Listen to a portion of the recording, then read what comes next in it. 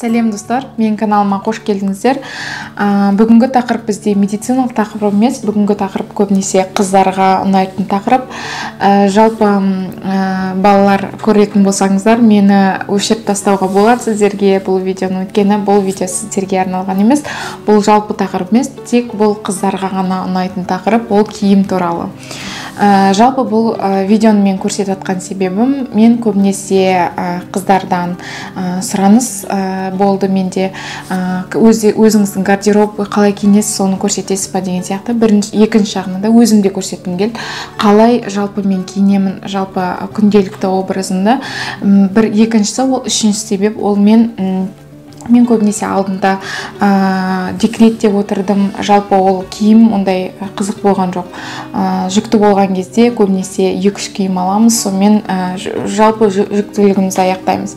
Енді мен өзімнің жалпы қалай киінемін. Бұл жерде осы жылы мен өзімнің гардеробымды толықтырғым келді.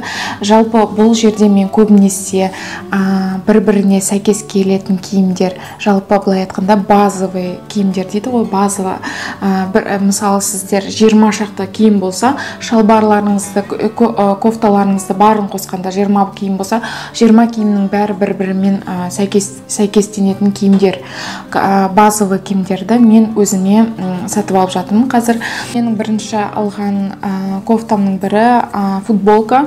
Бұл футболка бұл қандай магазиннен? Нью-Йоркер магазиннен алынған. Мен барлығын сіздерге жазамын мына жерге, қандай магазинде. Бұл мен алынған заттардың бәрі қатты қымбат емес, барлық қыздардың алатын бағадағы, өйткені өзімде қатты қымбат киінген ұнатпаймын, өйткені киім деген тозады, барлығы қандай қымбат киім болса да, арзан киім болса да. Бірақ мен бір айтатыным, көбінесе осындай киімдердің бәрін қазір базар деген нәрсе артта қалып бара жатыр. Өйткені барлық киімдерді дәл сондай бағамен, бірақ сапасы жоғары киімдерді сол магазиндерден алуға болады. Скидка кезінде мен көбінесе жаңа жеңілдіктер болған кезде киінгенді жақсы көремін. Өйткені ол бағасы жаңағы өте қолжетімді болып табылады. Жалпы бірінші кофта осындай. Түсі былайынша айтқанда қызғылт түс, бірақ шамалы ашық қызғылт түс десем де болады. Мен егер бұл қанық қызғылт түс болса, мен алмас едім, өйткені маған ондай түстер ұнамайды. Қатты қызғылт, бұл жерде ашық түс болған.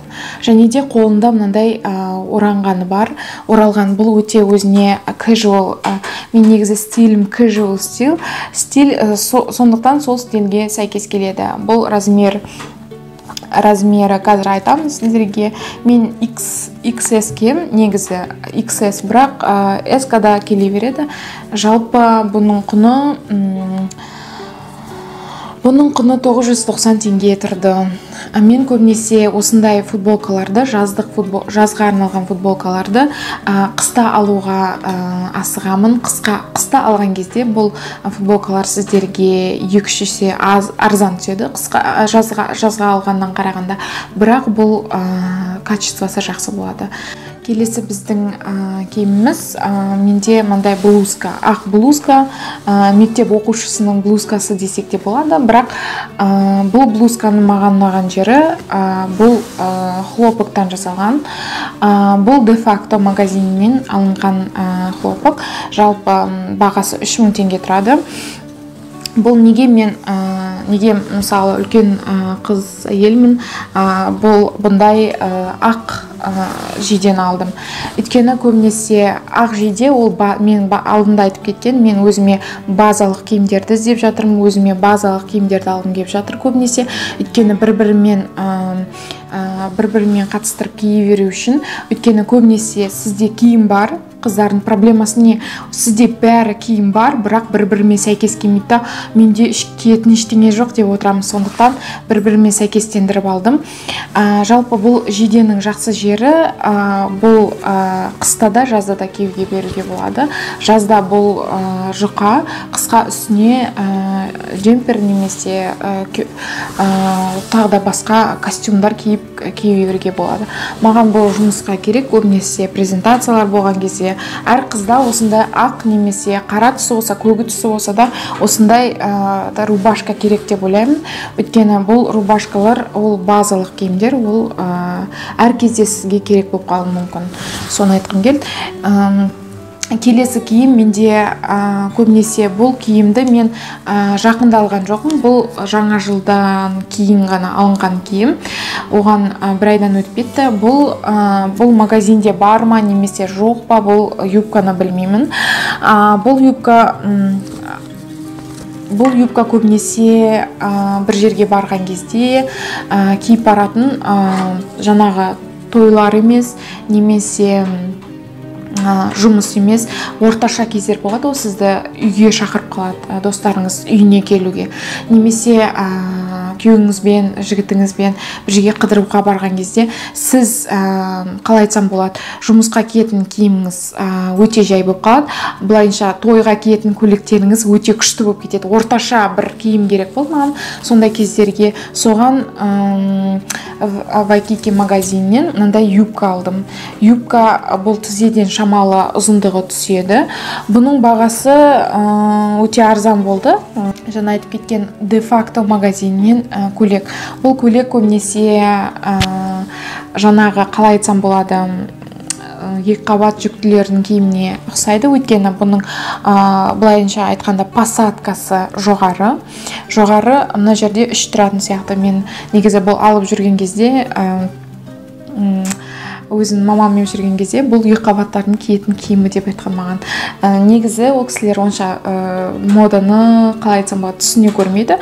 Сондықтан бұл негізі екі қабаттарға арналған емес. Бұл қазіргі стильде көбінесе қалай айтсам болады, әйелдерге қатты тырысып кигендерді мода ондай емес, жеңіл, қалай айтсам болады, шамалы өзінің размеріне үлкен, оверсайз дейді, сондай киімдерді киген көбінесе жараса береді.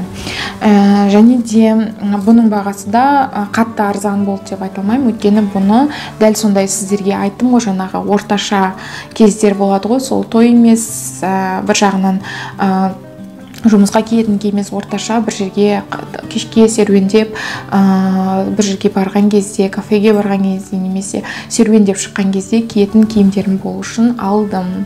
Көрдіңіздер көбінесе мен видеомда, бір-екі видеомда, өйткені бұны алғаныма 2 айда болды. Бұл да скидкамен алынған киім. Бұл XS Вайкики, бұл Вайкики магазинінен алынған. Маған негізі көбінесе үстіме киетін көп киімдерінің барлығы менде классикалық болды. Маған бір осындай спортивный костюм үстіме киетін, кешке салқын кезде, балалармен серуендеген кезде кие салатын маған бір киім керек болды. Сондықтан осындай кеудешені алдым. Бұл размері XS Вайкики магазинінен алынған. Жаздық салқын кештерде немесе көктемнің соңына қарай көбінесе жиі киілетін киімдер. Бұл ұзын болғандықтан бұл маған қатты ұнады. Көбінесе менде жазда пальтолар бар, жаңа көктемде киетін, бірақ жазда бір жаққа барған кезде үстіңнен кие салатын киім жоқ. Былайынша айтқан кезде, сыртқа шыққан кезде көйлектің үстінен киетін, көйлектің бәрін жауып тұратын, жаздық уақыт болса да кешке салқындарда киетін осындай жақсы пальтолардың бәрі болғанына өте қуанамын. Мен бұл Нью-Йоркер магазинінен алынды бұл киім. Бұл 12 000 теңге тұрады. Жалпы бұл скидкамен алынған пальто емес, бұл осы жылдық коллекциядан алынған. Сондықтан бұған скидка болмады, бірақ сонда да алдым. Өйткені осындай киім керек болды маған. Кожаная куртка, былайынша айтқан кезде бұл кожа емес. Бұл куртканың негізі, қалай айтсам болады, оқиғасы өте қызық болды. Бұл куртканың маған керек болған себебі, бұл көбінесе жұмысқа керек болды. Азанда Алматыда білесіздер, Алматыда тұратындар білетін шығарсыздар, көбінесе ауа райы өте құбылмалы. Жаңбыр болып кетуі мүмкін аяқ астынан, сондықтан қолыма ұстап немесе ала салатын маған жеңіл осындай куртка керек болды. Бұл куртканы мен Вайкики магазинінен көрдім. Мен бұл куртканың оқиғасы қызық. Бұл куртканы алуға барған кезде көбінесе мен жаңағы алдындағы пальто, футболкаларды алып қойған едім. Мен ақшам болмады бұны алуға. Өйткені менде өзімде лимит болды. Мына ақшаға ғана киінем деген сияқты. Өйткені мен семьям бар, балаларым бар дегендей өзіме көп өйтіп шашыла бермеймін былайша айтқанда. Жалпы бұл куртка маған қатты ұнап қалды. Қазір де ұнайды. Бұның оқиғасы былай болды. Жалпы мен магазинге бардым, көрдім. Мен бұл куртканы бірден ұнаттым қатты. Бағасы да ұнады. Өйткені осындай курткалар көбінесе басқа магазиндерде 2 есе тұрады. Бұл куртканың бағасы 11.800 болды ма, сондай. Сонымен не айтқым кеп тұр мен. Бұл қатты ұнаған, сондықтан соншалық менде ақшам жетпей қалды, былайынша айтқанда. Сонымен келесі аптада барып алдым. Бірақ барғаннан кейін менде бұл магазинде бұл тосып қапты бір аптадан кейін. Ешқандай барлық түстері бар, ақ, розовый деген, бірақ дәл осындай қара түсі жоқ. Сатушылардан сұрасам, жоқ бізде дейді. Сонымен Вайкикидің басқа отделдарына бардым, басқа магазиндердегі отделдарына бардым, барлықтарында сатылып кеткен. Енді мен болды, болмаса мен ондай қалай айтсам болады, киімнің артынан жүгіретін, ондай фанат болатын, ондай әдетім жоқ. Болса болыпты деп енді кеп бара жатқан кезде бір магазины қалған екен біздің жолымызда. Біздің сол магазиннің бір отдел ғана қалды. Сол кезде сол жаққа барып көрген кезде осы куртка тұрған кезде 2 размері ғана тұр екен, 2 тал ғана тұр екен, одан басқасы жоқ. Сондықтан осы куртканы алған кезде өте қуандым.